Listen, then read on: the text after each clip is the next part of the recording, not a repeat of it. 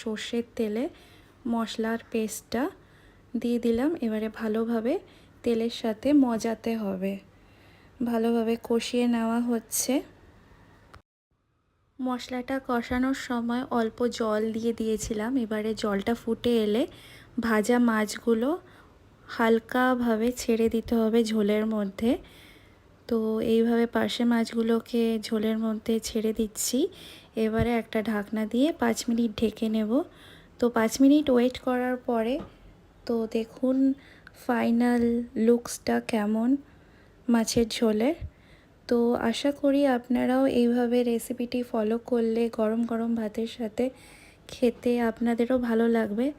তো একবার ট্রাই করে দেখুন কেমন লাগছে, আমাকে জানান কমেন্ট বক্সে যে কেমন লাগলো। তো আজকে এই পর্যন্তই, আপনারা ভালো থাকবেন, টাটা।